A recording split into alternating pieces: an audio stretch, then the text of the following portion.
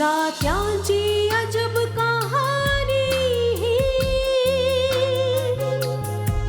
शतकांच्याही पलीकडली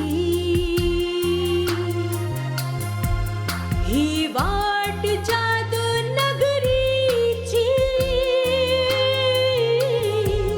मोठी विचित्र कहाणी ही दोन मनांची गाथा आकाश धरेची प्रेम कथा ती तर आहे स्वप्न परी चंद्रमुखी चंद्रमुखी चंद्रमुखी चंद्रमुखी. त्याला दास बनवणं तर असंभव आहे महामहिम, परंतु आपण प्रयत्न करून आपले शत्रू महेंद्रसिंग, भुवनसिंग आणि त्या तिन्ही अतिथी युवराजांना त्याच्या समोर चारा बनवून टाकून देऊ. महामहिम, त्या विचित्र सेनाविषयी माझ्याशिवाय इतर कुणालाच माहित नाही, कुणालाच नाही. म्हणून तो जेव्हाही आपल्यावर आक्रमण करेल आपण अतिशय चतुराईने या तिन्ही शत्रूंना त्याच्या समोर ठेवू. आम्ही प्रसन्न झालो आणि तसही आम्ही इथे एकटे नाही आहोत. तू सदैव आमच्या बरोबर आहेस आणि आम्हाला आशाच नाही तर पूर्ण विश्वास आहे. तू तुझ्या शेवटच्या श्वासापर्यंत आमची साथ देशील. म्हणतात ना, एकापेक्षा दोन बरे. हो राजकुमारी, आम्ही अलकापुरी नरेशांचे कनिष्ठ पुत्र आहोत आणि आमचे ज्येष्ठ बंधू भानुप्रताप सिंग आहेत. असं ऐकलंय की ते महालात पोचले आहेत. काय हे सत्य आहे अथवा मला भ्रमित केलं जात आहे? हे सत्य आहे युवराज. आम्ही हाच तर समाचार तुम्हाला देण्यास इथे आलो आहोत. वाटते तुमचे बंधू भानुप्रताप सिंग तुम्हाला शोधत शोधतच इथवर पोहोचलेत. मलाही असंच वाटत आहे. मला त्यांना शीघ्र भेटायचं आहे.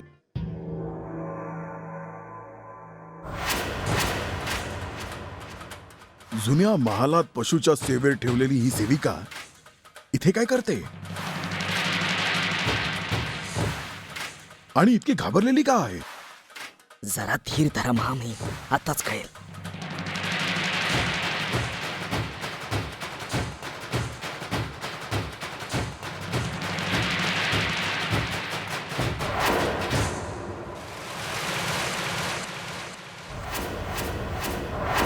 काय झालं महाश्वेता? तू इतकी घाबरलेली का आहेस? मी जुन्या महालातून येते हुजूर. तिथे राहणाऱ्या अतिथी युवराजाने एक चेतावणी देणारा संदेश पाठवलाय, जो सांगायलाच मी महालातल्या उच्च अधिकाऱ्यांकडे चालले होते. चेतावणी असलेला संदेश? असा कोणता संदेश घेऊन आलीयस ज्यात अतिथी युवराजाने चेतावणी ही दिली आहे? अतिथी युवराजांनी हा संदेश दिलाय, जर महालात सर्व बाजूनी दिवे लावून प्रकाश नाही केला तर सर्व रूपनगरात अंधकार पसरेल. हे तू काय बोलतेस?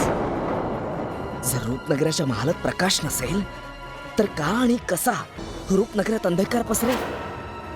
मला तर काहीच कळेन असं झालंय. अतिथी युवराजने ही चेतावणी कशासाठी दिली आहे? ज्याचं भय होतं ते झालंय नागराज.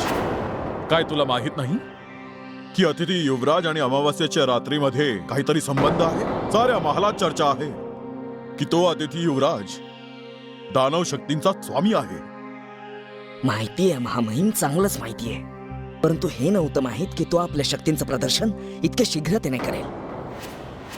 महाश्वेता, त्या अतिथी युवराजने आणखी काही संदेश नाही दिलाय ना? त्यांनी असंही सांगितलंय की अमावस्येच्या रात्री त्यांना भेटायला कुणीही जुन्या महालात येऊ नये, नाहीतर त्याचा मृत्यू निश्चित आहे. महामहिम, राजकुमारीने हे कोणत्या युवराजाला आपलं अतिथी बनवलंय? आपण तर त्यांच्या रक्षेसाठी आपले प्राणही द्यायला तयार आहोत आणि त्या आपल्या प्रजेचे प्राण घ्यायला उतावळ्या झालेत. महाश्वेता, त्या अतिथी युवराजाने आणखी कुठला संदेश तर नाही पाठवलाय? त्यांनी स्पष्टपणे सांगितलंय की जर त्यांच्या चेतावणीकडे लक्ष नाही दिलं गेलं तर कोणत्याही अनर्थाचा दोषी त्यांना ठरवलं जाऊ नये. म्हणून अमावस्येच्या रात्री त्यांच्या दिलेल्या आदेशाचं पालन करणं अत्यावश्यक झालंय. हेच सांगायला मी भुवनसिंगांकडे चालले होते. महामहिम, मला तर आता तुमची काळजी वाटते.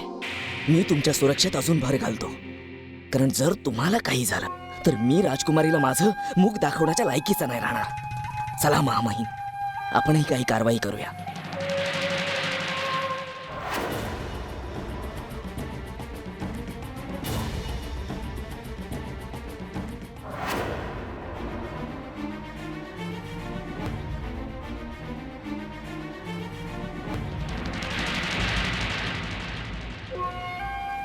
महामहिम, त्या जुन्या महालात बसलेला तो दुष्ट पशुराज माहित नाही आता कोणतं संकट घेऊन येणार आहे.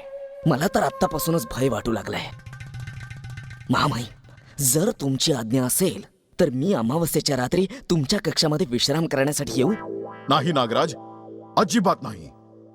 अमावस्येच्या काळ रात्रीला तू आपल्याच कक्षात विश्रांती घे, कारण की मी तुझ्यासारख्या भित्र्या व्यक्ती सोबत नाही राहू शकत. महामहिम, परंतु मी विचार करत होतो की जर त्या पशुराजने तुमच्यावरती आक्रमण केलं तर मी तुमचा बचाव करेन. तसंही तो पशुराज अधिकतर बलवान व्यक्तींवरतीच आक्रमण करतो आणि या महालात तुमच्या इतकी उंच आणि धिप्पाड व्यक्ती दुसरी कोणी नाहीये महामहिम, कोणीही नाही. म्हणूनच माझा आग्रह असं मोडू नका. जर तू पुन्हा एकदा मला आग्रह केलास तर मी तुला आता याच क्षणी जुन्या महालात फेकून देईन आणि मग तो पशुराज तुझे अमावस्येच्या रात्रीपूर्वीच तुकडे तुकडे करून टाकेल. महामहिम, असा अनर्थ तर तुम्ही कधीही करू नका, कधी नाही. अन्यथा तुम्ही या महालात एकटेच पडाल. हा पशुराज तर त्या विचित्रसेनपेक्षाही जास्त भयानक आहे. हा विचित्रसेन माहित नाही या महालात कुठे सापासारखा लपलाय ते, आणि तो पशुराज त्या महालात बसलाय. माहित नाही या रूपनगराचं आणि राजकुमारी चंद्रमुखीचं काय होणार आहे. महामहिम, तू दुसऱ्यांचं सोड आणि स्वतःचा विचार कर नागराज. हे तर बरं झालं की आपल्याला जुन्या महालात त्या पशुराजशी लढण्यासाठी भुवनसिंगांनी नाही पाठवलं. जर त्या म्हाताऱ्यांनी आपल्याला जुन्या महालात पाठवलं असतं तर आपण नाही, आपली शव परत आली असती.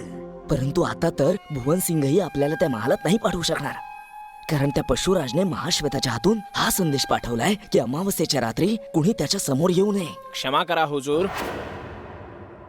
भुवन सिंगाने तुम्हाला तात्काळ बोलावलं आहे. तुझा आम्ही तात्काळ पोहोचतो. हो हुजूर.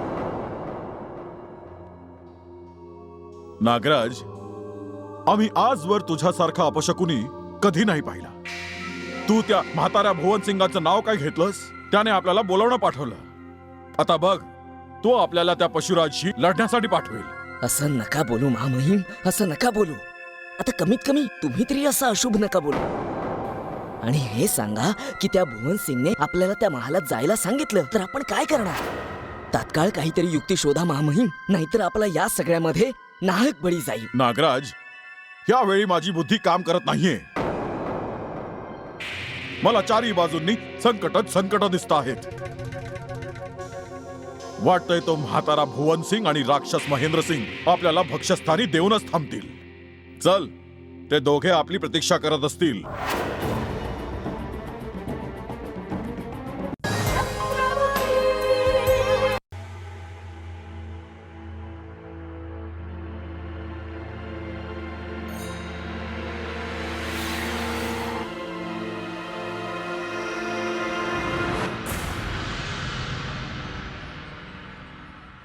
प्रणाम भुवनसिंग. प्रणाम. तुम्ही दोघे वेळेवर आलात याची आम्हाला खूप प्रसन्नता वाटली. येणाऱ्या काळाची चिंता आम्हाला सतावतीये. माहित नाही उद्या रात्रीचा अंधकार होताच काय प्रलय येईल. उद्या रात्रीचा अंधकार आपलं काय बिघडवू शकतो भुवनसिंग? नेहमीप्रमाणे दिवसानंतर रात्रीचा अंधकार पसरतो. कदाचित उद्या तसाच अंधकार असेल. मग तुम्ही इतके चिंतित का बरं होताय? उद्याचा अंधकार अधिक दाट आणि भीतीदायक असेल महामहिम, कारण उद्या अमावस्येची रात्र आहे. हो हो, उद्या अमावस्येची रात्र आहे, आम्ही जाणतो. आणि त्या रात्री घडणाऱ्या कोणत्याही अशुभ घटनेशी लढण्याची आम्ही पूर्ण तयारी केली असे ना प्रमुख. आत्ता पाहूया तो अतिथी युवराज आपलं काय वाकड करतो. काय महामहिम? हो हो, तू योग्य बोलतोयस. आम्ही समजलो नाही की तुम्ही काय तयारी केली आहे ते. जर तुम्ही आम्हाला विस्ताराने सांगाल तर आमच्या चिंतेचं कारण संपून जाऊ शकतं. महामहिम राजवीर सिंग, तुम्ही दोघांनी अतिथी युवराज वनराजशी सामना करण्यासाठी काय रणनीती बनवली आहे?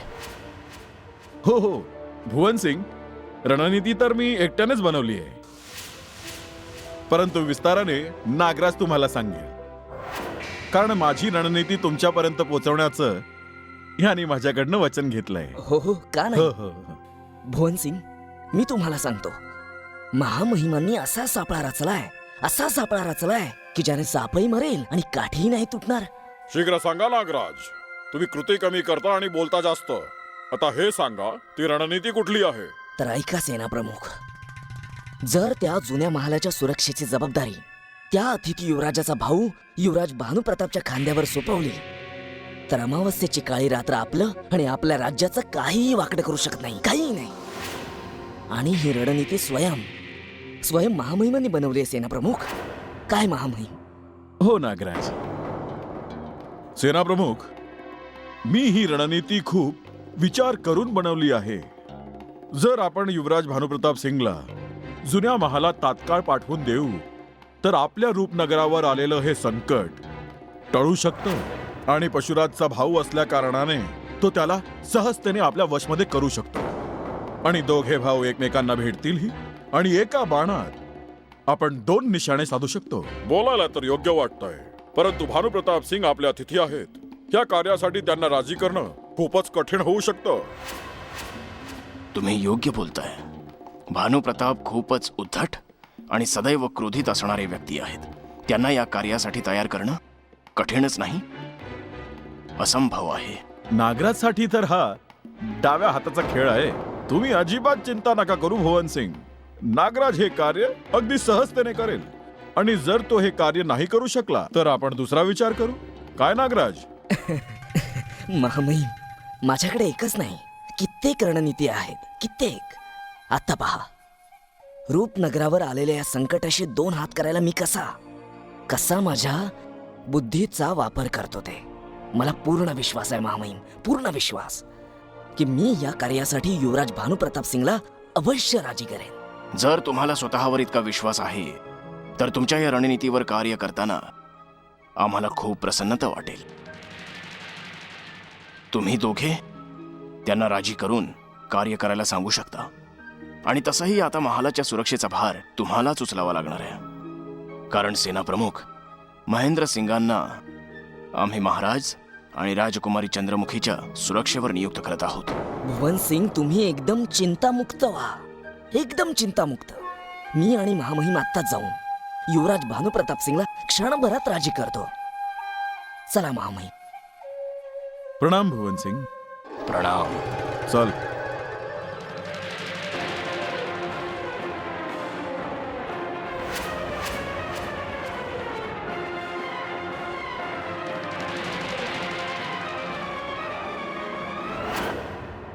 काय बोलताय तुम्ही दोघे? आमच्या राज्यात तर वाघ आणि चित्ते असे फिरतात जसं की श्वान फिरत असतात. आम्ही कित्येक वाघ चित्त्यांची शिकार केली आहे, हे तर आम्हाला आठवतही नाही.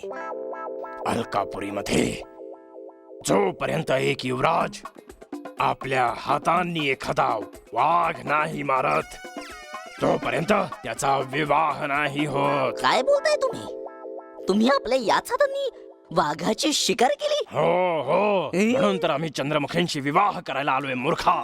आम्ही तुमच्यासारखा शूरवीर आतापर्यंत नाही पाहिला. आम्ही तर समजत होतो की तुम्ही एक साधारणसे मनुष्य असाल, परंतु तुमचं शौर्य पाहून आम्ही दोघं तर भारावून गेलो. मग योग्य बोलतोय अतिथी युवराज. आमच्या राज्याचे मोठे मोठे महायुद्धे वाघाचं नाव ऐकूनच भयभीत होतात आणि तुम्ही त्यांना श्वानांप्रमाणे समजताय. हे तर काहीच नाही. एकदा आम्ही आपल्या वृद्ध पिताश्रींसोबत जंगलात फिरायला गेलो होतो.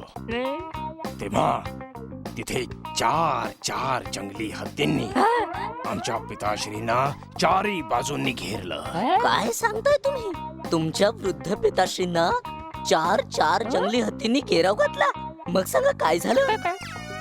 होणार काय होतं, जेव्हा त्या जंगली हत्तींनी आपल्या सोंडेत आमच्या पिताश्रींना उचलून असं गोल गोल फिरवायला सुरुवात केली तेव्हा आम्ही खूपच क्रोधित झालो आणि आम्ही आपली तलवार काढून त्या 4 हत्तींची शिरे कापून टाकली.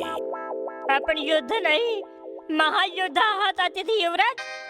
जर आमच्या कोणत्याही युवराजांचे पिताश्री कोणत्याही संकटात सापडले असते तर ते जिवंत परत नसते आले. हो, आणि तुम्ही तुमचं राज्य अलकापुरीमध्ये काय काय पराक्रम केलेत. जर तुम्ही तुमच्याविषयी अजून काही सांगण्याचे थोडेसे कष्ट केलेत तर आम्हाला अतिप्रसन्नता होईल हुजूर. अलकापुरीला सोडा. जेव्हा आम्ही रूपनगराच्या मायावी जंगलात भटकत होतो तेव्हा अनेक मायावी शक्तींनी आम्हाला चारी बाजूंनी घेरण्याचा प्रयत्न केला, परंतु आम्ही आपली शक्ती आणि आपल्या बुद्धिमत्तेने त्या सर्वांना पराभूत केलं. परंतु आम्ही आपली शक्ती आणि आपल्या बुद्धिमत्तेनं त्या सर्वांना पराभूत केलं. हुजूर जरा इथे तर या, आम्हाला जरा खाली उतरवा.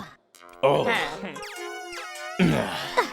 मला पण ही कुस्ती. बस आम्ही समजलो, हा? सगळं समजलो. तुम्ही तुमची खोटी नाटी प्रशंसा आमच्याकडे करून आम्हाला मूर्ख बनवण्याचा प्रयत्न करत आहात, परंतु आम्ही दोघे तसे मूर्ख नाही हं. आम्ही तुम्हाला काय वाटलो, उंचीने भले कमी असू पण बुद्धीने तुमच्यापेक्षा जास्त उंच. बघा आम्ही तर आमचा वेळ घालवण्याकरता तुमच्याकडे आलो होतो. बर आता आम्ही दोघे येतो. चाल चंगू. अच्छा. तुम्ही दोघे? आमचं सोड, परंतु आधी हे सांग की तुम्ही दोघे कोणाच्या आज्ञेने आपले अतिथी युवराज भानुप्रताप सिंगांच्या कक्षात आला. काय तुम्हाला माहित नाहीये की अतिथी युवराज भानुप्रताप सिंग आपले अतिथी आहेत आणि त्यांना भेटण्यासाठी माझ्या आज्ञेची आवश्यकता आहे. हुजूर, यावेळी आमच्या दोघांकडून चूक झाली, आम्हाला माफ करा. आम्ही तर अतिथी युवराजांचं दर्शन करण्यासाठी आलो होतो. पुढच्या खेपेपासून आम्ही यांच्या कक्षाकडे दुरून देखील पाहणार नाही हुजूर. ठीक आहे अतिथी युवराज, जर या दोघांनी तुमच्या विश्रांतीमध्ये काही बाधा आणली असेल तर त्यांना माफ करा. मी स्वतः तुम्हाला हे विचारायला आलोय की राजमहालात तुम्हाला काही कष्ट तर नाहीये? कष्ट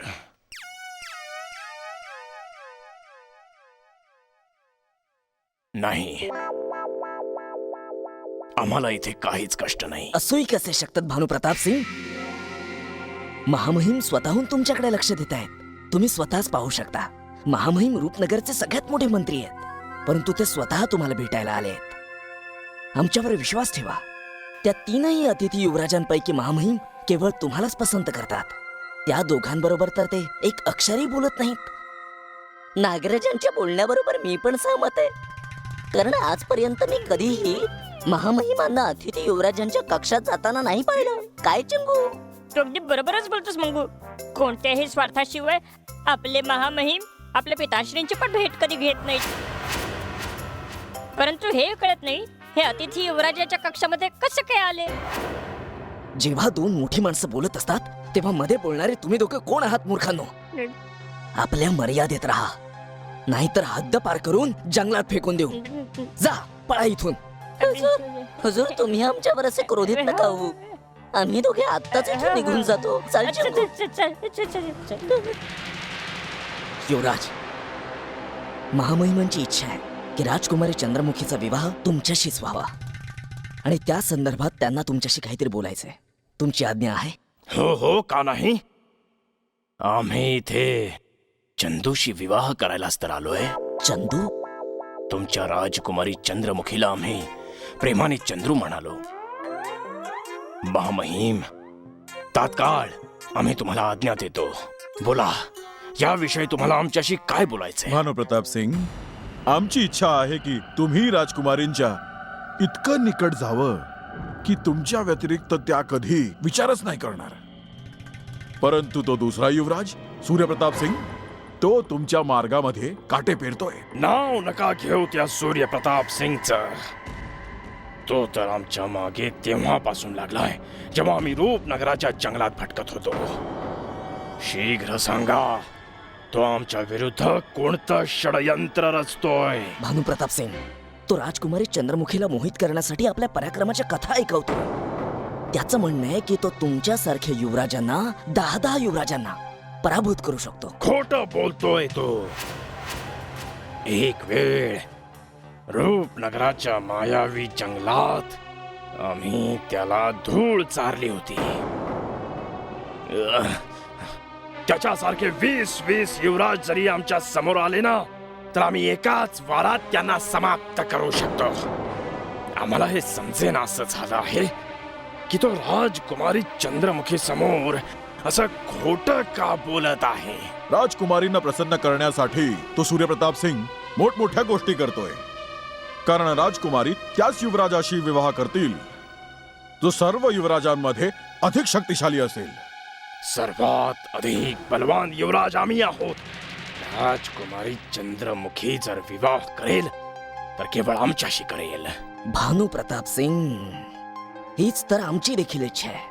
आणि याच विषयासंदर्भात चर्चा करण्यासाठी मी आणि महामहिम स्वतःहून आलोय. आता तुम्हीच सांगा, तुम्ही इतके मोठे योद्धे आहात. युवराज सूर्य प्रताप सिंग तुमच्या समोर कुठेच नाही, परंतु राजकुमारी चंद्रमुखी समोर ते असा देखावा करतात जणू ते या विश्वातील सगळ्यात मोठे योद्धे आहेत. अरे तो कोणी योद्धा वगैरे नाहीये. जो मनुष्य आमच्या पासून वाचायला लुटारू दुर्गेश्वरीची सहाय्यता घेत राहिला, तो आमच्याशी काय लढणार. अरे जो युवराज एका महिला लुटारूच्या मदतीने इथवर पोहोचलाय, तो राजकुमारी चंद्रमुखीशी विवाह कसा करू शकेल. तुम्ही तर माझ्या मनातलं बोललात युवराज. आता आम्हाला कळून चुकलंय की तो युवराज सूर्यप्रताप सिंग किती मोठा ढोंगी आहे. परंतु युवराज, एक गोष्ट माझ्या लक्षात नाही आली, आणि ती ही की त्याने जुन्या महालाच्या सुरक्षेची जबाबदारी आपल्या खांद्यावर कशी काय घेतली. जुन्या महालाची सुरक्षा? हो युवराज, नागराजच्या म्हणण्याचं तात्पर्य हे आहे की युवराज सूर्यप्रताप सिंगने राजकुमारी चंद्रमुखींना प्रसन्न करण्यासाठी जुन्या महालाच्या सुरक्षेची जबाबदारी स्वतःवर घेतली आहे. परंतु आम्हाला कळेल असं झालंय की अमावास्येच्या रात्री ती जबाबदारी ते कसे पार पाडतील. जर ही जबाबदारी तुम्ही घेतली असती तर आम्हाला विश्वास आहे की तुम्ही हे कार्य नक्की करू शकता. आता काही नाही होऊ शकत महामहिम, आता काही नाही होऊ शकत. जर त्या युवराज सूर्यप्रताप सिंगने एक रात्र कोणत्याही परिस्थितीत जुन्या महालात व्यतीत केली, केवळ एक रात्र, तर राजकुमारी चंद्रमुखी त्याचीच होईल. हो, पण जर हे कार्य आपल्या भानुप्रतापांनी केलं असतं तर किती चांगलं झालं असतं. बस, आता ठरलं. आता हे कार्य केवळ आम्ही करू. तुम्ही जाऊन राजकुमारी चंद्रमुखीला हे सांगा की त्यांच्या जुन्या महालाची रक्षा युवराज भानुप्रताप सिंग करते. वा भानुप्रताप सिंग वा. मला आणि महामहिमांना तुमच्याकडून याच उत्तराची अपेक्षा होती. आत्ता पाहूया तो युवराज सूर्यप्रताप सिंग आपलं तोंड कुठे जाऊन लपवतो. महामहिम, भानुप्रताप सिंगांची ही घोषणा ऐकून तर त्याच्या पायाखालची जमीनच सरकून जाईल. तू योग्य बोलतोयस नागराज.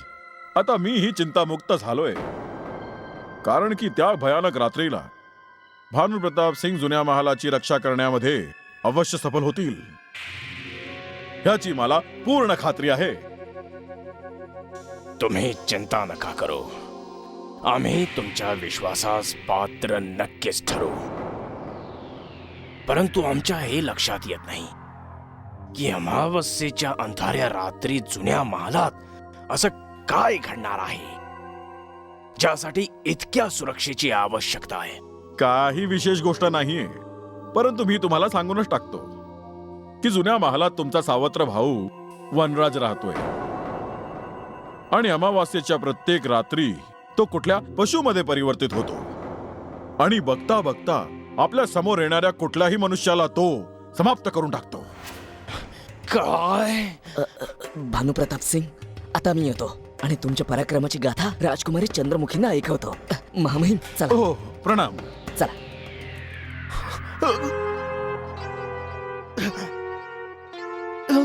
वनराज, फसलो. तू खूप बुद्धिमान आहेस नागराज. तुझ्यामुळेच भानुप्रताप सिंग सारखा युवराज आपल्या वशमध्ये आला.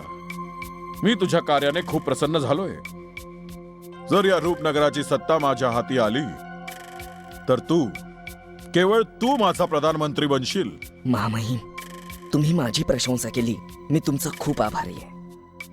परंतु हे देखील सत्य आहे, जर तुम्ही माझी साथ दिली नसती ना, तर मी एकटा काही करू शकलो नसतो.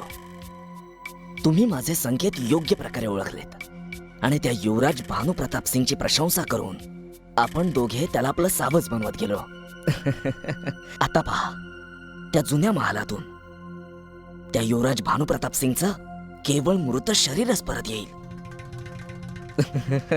जर असं झालं तर मला खूप प्रसन्नता होईल, कारण भानुप्रताप सिंग एक असा युवराज आहे जो कधी ना कधी आपल्या मार्गातला काटा बनू शकतो. म्हणून जर त्याचा मृत्यू झालाच तर आपण साऱ्या महालात तुपाचे दिवे लावू.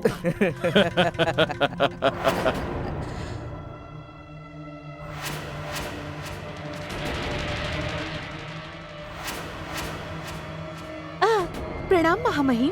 प्रणाम नागराज. कुसुमी, हुजूर, मला राजकुमारी चंद्रमुखींचे एक खूपच महत्वपूर्ण कार्य करायचंय, म्हणून जरा घाईत आहे. एवढी कसली घाई आहे कुसुमी?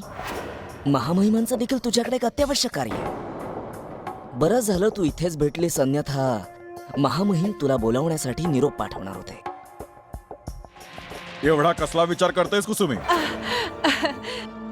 नागराज जेही बोलतोय योग्यच बोलतोय.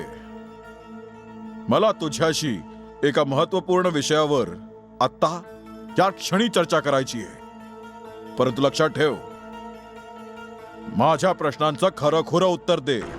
जर तू माझ्याशी चतुराई केलीस तर तुला खूप पश्चाताप करावा लागेल. हुजूर, मी तर सदैव तुमचा खूप सन्मान करते. मग माझ्याकडून काही चूक झाली जे तुम्ही इतके क्रोधित होताय? जर महामहिम क्रोधित झाले असते तर तुला कधीच या महालातून नाचक्की करून बाहेर घालवून दिलं असतं कुसुमी. तू तर ते कार्य केलंयस जे सांगताना देखील मला लाज वाटते. तुझ्यात आणि एखाद्या ईशकन्येत काही फरक नाहीये, काहीही नाही. जर तू आपले षडयंत्र बंद केले नाहीस ना, तर आम्ही राजकुमारी चंद्रमुखीच्या समोर जाऊन तुझं पितळ उघडं पाडू. पितळ उघडं पाडाल? परंतु मला तर माझा अपराधही नाही माहित. आम्ही तुला तुझ्या षडयंत्राची माहिती अवश्यच देऊ, परंतु तत्पूर्वी जा आणि राजकुमारी चंद्रमुखीचं आवश्यक कार्य पूर्ण करून ये. त्यानंतरच महामहिम तुला त्यांच्या कक्षात सांगतील की तू किती मोठा अपराध केलायस. आता अशी उभी राहून आमची तोंड काय बघतेस? जा आणि ते आवश्यक कार्य तात्काळ पूर्ण करून महामहिमांच्या कक्षात परत ये. जशी आज्ञा हुजूर.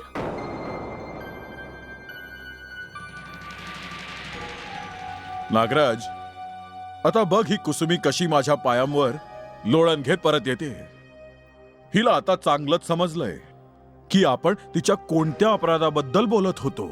हो महामहिम, या चतुर महिलेला कळून चुकलंय की आपल्याला जादूगर विचित्र सेनाबरोबर हिने केलेली हात मिळवणी समजली आहे.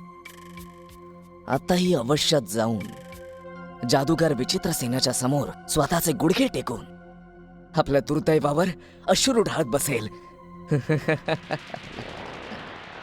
गुरुदेव, गुरुदेव, गुरुदेव, गुरुदेव, गुरुदेव, गुरुदेव, गुरुदेव, गुरुदेव, गुरुदेव, गुरुदेव. कुसुमी, गजब झाला गुरुदेव, गजब झाला. तुम्ही तत्काळ इथून निघून जा. काय काय बोलतोयस तू हे? तू आम्हाला या महालामधून बाहेर जायला सांगतेस? फार मोठी चूक करतेस तू. तुला माहित नाही आम्ही कोण आहोत? आमच्या विरुद्धात कोणी जाऊ शकत नाही, देवता पण नाहीत. परंतु तू एवढी घाबरलेली का बरं आहेस? गुरुदेव, घटनाच अशी घडलीये. आत्ताच मला तो महामहिम राजवीर आणि त्याचा धूर्त अधिकारी नागराज भेटले होते आणि त्यांच्या बोलण्याने मला असं समजलं की त्यांना तुमच्या आगमनाची सूचना मिळालीये. नाही कुसुमी, नाही. हा तुझा भ्रम आहे की कोणाला तरी संशय आला आहे की आम्ही इथे आहोत. विश्वास ठेव, जर तेळ मात्रही कोणाला संशय आला असता तर राजकुमारी चंद्रमुखीचे सैनिक आतापर्यंत आमच्यापर्यंत पोहोचले असते. परंतु आम्हाला हेच वाटतंय की तुला स्वतःवर संशय येऊ लागलाय. म्हणूनच तू अशी व्यर्थ बडबड करतेस. नाही गुरुदेव, माझ्यावर विश्वास ठेवा. मी तुम्हाला आजपर्यंत कधीच कुठली व्यर्थ सूचना नाही दिली. त्या राजवीर बरोबरच तो तुच्छ नागराजही मला असं पाहत होता जणू त्याला शक्य झालं तर मला कच्च खाऊन टाकेल. गुरुदेव, मला लक्षण ठीक दिसत नाहीये. गुरुदेव, तुम्ही शीघ्र जंगलाकडे पुन्हा प्रस्थान करा, नाहीतर राजकुमारी चंद्रमुखी तुमच्या सोबत मलाही सुळावर देतील आणि आपले सर्व परिश्रम व्यर्थ होतील. कुसुमे, आजच्या नंतर या भ्याडपणाच्या गोष्टी आमच्या समक्ष कधी नको करूस. अन्यथा आमच्याहून वाईट कोणीही नसेल. विश्वातील महान जादूगार विचित्र सेनांचे प्राण हिरावून घेणं स्वयं यमराजालाही शक्य नाहीये. मग ती राजकुमारी चंद्रमुखी काय आहे? विसरू नकोस की तुझे गुरुदेव असीम शक्तींचे स्वामी आहेत. जर आम्ही विचार केला तर आमच्या शक्तींच्या बळावर पूर्ण विश्वालाही नष्ट करू शकतो. विसरू नकोस. माहितीये गुरुदेव, तुम्ही एक महान आणि शक्तिशाली जादूगार आहात, परंतु राजवीर एक चतुर आणि धूर्त मंत्री आहे. त्याने मला तत्काळ त्यांच्या कक्षात बोलवलंय. कदाचित तो मला हेच सांगणार आहे की मी तुम्हाला गुप्त रूपाने या महालात प्रवेश मिळवून दिलाय. नाही कुसुमी, नाही, कदापि शक्य नाही. त्यांना आमच्या इथे लपण्याची सूचना आतापर्यंत तरी मिळाली नसणार. जर त्यांना ही सूचना मिळाली असती तर ही गोष्ट त्यांनी पूर्ण महालामध्ये पसरवली असती. माझ्यावर विश्वास ठेव, त्यांची चिंता काहीतरी वेगळीच आहे. त्यांना दैत्य सम्राट वनराजांचं भय आहे आणि त्यांच्याशी 2 हात करण्याचा त्यांच्याकडे कोणताही मार्ग नाहीये. माझ्या मते याच विषयावर तुझं मत जाणून घेण्यासाठी कदाचित त्यांनी तुला बोलावलं असेल. काय तुला माहित नाही की अमावस्येची रात्र आता फारच जवळ आलीये? अमावस्येच्या रात्रीचं भय तर सर्व रूपनगरात पसरलंय गुरुदेव, परंतु मला नाही वाटत की राजवीर सिंगने मला एखाद्या सल्ला मसलतीसाठी बोलवलंय. नागराज तर असंही म्हणाला की जर मी जास्त चतुराई दाखवली तर तो माझं पितळ उघड पाडेल. तू गप्प बस तू. जर तू अशाच प्रकारे भयभीत होत राहिलीस तर आम्ही आमचा सगळा क्रोध तुझ्यावरच काढू. माझं म्हणणं ऐक. तू शांत होऊन गुपचूप येणाऱ्या उद्याचा विचार कर. तू बघशील, उद्या प्रातःकाळी सूर्योदय झाल्यानंतर रूपनगराच्या या महालाला सुरक्षा चक्राचा वेढा दिला जाईल आणि समस्त लोकांची दृष्टी केवळ जुन्या महालावर केंद्रित होईल. जुन्या महालावर.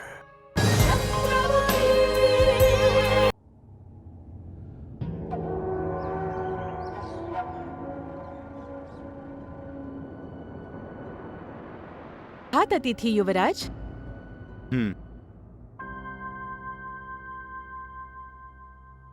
जर तुम्ही आदेश द्याल तर तुमच्यासाठी सकाळची न्याहारी आणू. मला भूक नाहीये. तुम्ही काल रात्रीही काहीच भोजन नाही केलं. जर तुम्ही अशाच प्रकारे भोजन करण्यात आळस केलात तर तुमचं स्वास्थ्य अवश्य बिघडेल. नाही, मी तुला सांगितलं ना, मला भूक नाहीये. ठीक आहे युवराज, जशी तुमची इच्छा. परंतु तुम्ही हे तरी सांगा की तुम्ही दुपारी कोणत्या प्रकारचं भोजन घेऊ इच्छिता. जर तुम्ही मला तुमच्या मनपसंत भोजनाची सूची द्याल तर मला अत्यंत प्रसन्नता होईल. महाश्वेता, मी पाहतोय की तू माझी खूप चिंता करतेस. एका अतिथीविषयी इतका आपलेपणा, मला आश्चर्य वाटतंय. क्षमा करा युवराज, यात एवढं आश्चर्य वाटण्यासारखं काय आहे. रूपनगरात येणारा कोणताही अतिथी आमच्यासाठी तर ईश्वराप्रमाणेच आहे. मी जेवढी तुमची सेवा करेन तेवढे ईश्वर माझ्यावर प्रसन्न होतील. बस म्हणून मी तुमच्या सेवेच्या प्रयत्नात होते युवराज, आणि तसंही हे माझं कर्तव्य आहे. महाश्वेता, तू आणि रूपनगराच्या समस्त अधिकाऱ्यांचे किती चांगले विचार आहेत. जे अधिकारी मला इथे महालापर्यंत घेऊन आले होते ते पण खूप दयाळू होते. त्यांनी माझी खूप काळजी घेतली. जेव्हा मी रूपनगराहून परतून आपल्या राज्यात परत जाईन तेव्हा मी तुम्हा सर्वांविषयी माझ्या आईला अवश्य सांगेन. ती तुम्हा सर्वांविषयी ऐकून खूप प्रसन्न होईल आणि खूप सारे आशीर्वाद देईल. ज्या आईने तुमच्यासारख्या पुत्राला जन्म दिलाय ती आई ही किती महान असेल. युवराज, तुम्हाला तुमचं राज्य सोडून खूप काळ लोटलाय. काय तुम्हाला तुमच्या आईची आठवण नाही येत? खूपच येते, परंतु मी विवश आहे. मी इच्छा असूनही आपल्या आईसाठी काही करू शकत नाहीये. माहित नाही कधी मी आपल्या आईचं ममतेने भरलेलं दर्शन घेऊ शकेन. तुमचं बोलणं ऐकून स्पष्टपणे कळतंय युवराज की तुम्ही तुमच्या आईवर किती प्रेम करता. माझा विश्वास आहे की ईश्वर अतिशीघ्र तुमच्या आईशी तुमची भेट घडवेल. जर राग येणार नसेल तर तुम्हाला काही विचारू? विचार, अवश्य विचार. तुमच्या आईसोबत तुमच्या घरी कोण कोण राहतं? काय तुम्ही मला सांगाल? माझ्या आईसोबत कुणीही नाही राहत. ती एकटीच राहते आणि नेहमी माझ्या येण्याची प्रतीक्षा करत राहते. आणि आज तर अमावस्येची रात्रही येणार आहे. आज सकाळपासून माझी आई मंदिरात ईश्वरासमोर बसून बसून माझ्या रक्षेची प्रार्थना करत असेल.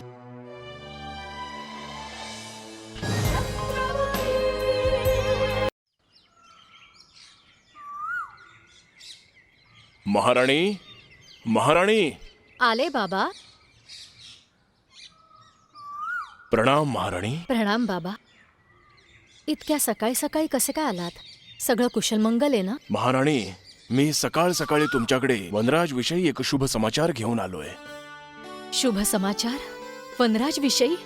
शीघ्र सांगा बाबा. माझा पुत्र कुठे आहे आणि कधी परत येईल? तो कधी परतून येईल हे तर मी तुम्हाला नाही सांगू शकत महाराणी, परंतु हे अवश्य सांगू शकतो की तो रूपनगरात सुरक्षित पोहोचलाय. हे तर तुम्ही खूपच शुभ सूचना दिली आहे बाबा. वनराज रूपनगरात पोचलाय हे जाणून मी खूपच प्रसन्न झाले.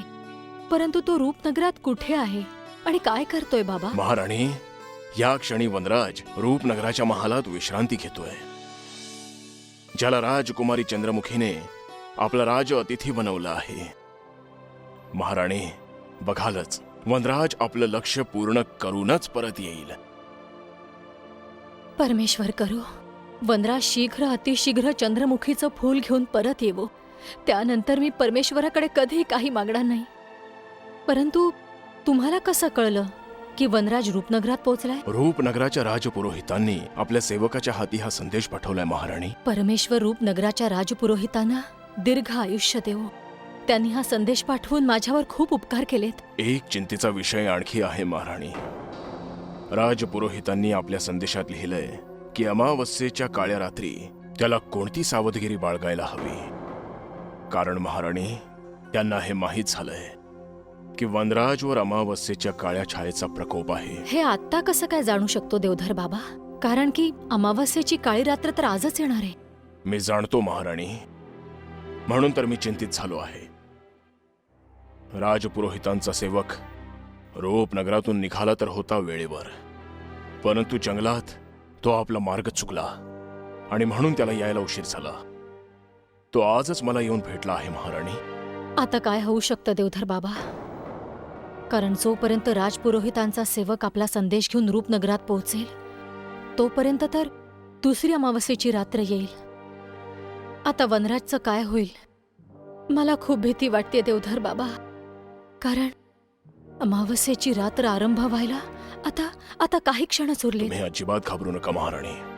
थोडासा धीर धरा. ईश्वराने ठरवलं तर सर्व ठीक होईल.